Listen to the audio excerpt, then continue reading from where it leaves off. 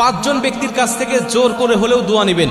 এই পাঁচজন ব্যক্তির সাথে যখন সাক্ষাৎ হয়ে যাবে আপনি তাদের কাছ থেকে দোয়া নিতে কখনোই ভুলবেন না। প্রয়োজনে কিছু হাদিয়া দিবেন, তাও দোয়া নেবেন। কারণ এই ব্যক্তিগুলো এতটাই পাওয়ারফুল যে ওরা আল্লাহর কাছে দোয়া করলেই আল্লাহ পাক সেই দোয়াটা কবুল করে নেয়। আল্লাহ পাক তখন তাদের খালি হাত আর ফেরত দেয় না। এই ব্যক্তিগুলো কারা দেখেন? এক নম্বর হলো মা বাবা। এটা আমরা সবাই জানি যে মা বাবার দোয়া করলে মা বাবার দোয়া ফেরত যায় না। এজন্য মা বাবার কাছে যাবেন, বসবেন, তাদেরকে সন্তুষ্ট রাখবেন এবং মা বাবার কাছ থেকে দোয়া চাইতেও হয় না। দেখবেন ওরা অটোমেটিক দোয়া করে। মা বাবা সন্তানের জন্য অটোমেটিক দোয়া করে যদি সন্তানের প্রতি সে সন্তুষ্ট থাকে।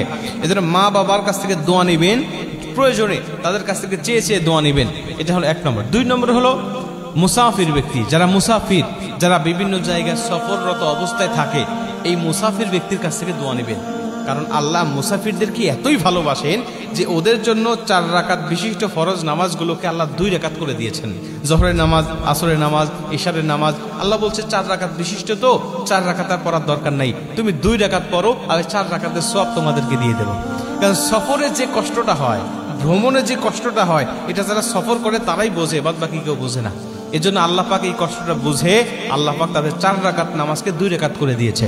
এজন্য এই মুসাফিররা যখন আল্লাহর কাছে দোয়া করে আল্লাহ পাক তখন তাদের দোয়াটা কবুল করে। মুসাফিরের সাক্ষাৎ যখন পাবেন তাদেরকে প্রয়োজনে কিছু হাদিয়া দিবেন, প্রয়োজনে তাদের কাছ থেকে বলবেন যে আমার জন্য একটু দোয়া করেন, আল্লাহ পাক অবশ্যই তাদের দোয়াটা কবুল করবে। 2 নম্বর।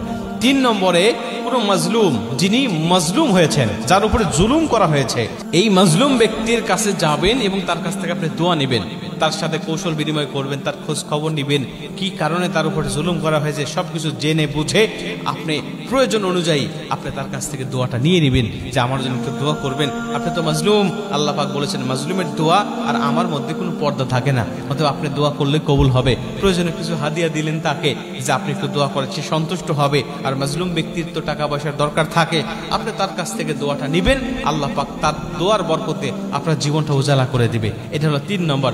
4 নম্বর হলো কোনো সাইম, কোনো রোজাদার ব্যক্তি, যিনি রোজা থাকে আল্লাহকে সন্তুষ্ট করার জন্য, এই রোজাদার ব্যক্তির দোয়াও আল্লাহ কবুল করে। এবং নবীজি বলছেন কিয়ামতের ময়দানে ওই রোজা ওই ব্যক্তির সুপারিশকারী হিসেবে দাঁড়িয়ে যাবে। রমজান মাসে তো সবাই রোজা থাকে, কিন্তু রমজান মাসের বাহিরেও দেখবেন আল্লাহর অনেক খাস বান্দা আছে যারা নফল রোজা রাখে। বৃহস্পতিবারে, সোমবারে এবং আয়ামে বীজ প্রতি মাসে 3টা করে দেখবেন অনেকেই রোজা রাখে। এই রোজাদার ব্যক্তিদের কাছে যাবেন এবং তাদের কাছ থেকে দোয়া নেবেন, আল্লাহ পাক তাদের দোয়াটা কবুল করে আপনার জীবনটাকে উজালা করবে। এটা হলো 4 নম্বর।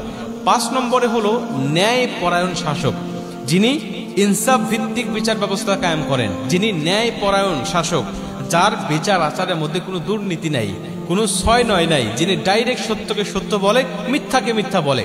দেখবেন এই বিচারক কারা?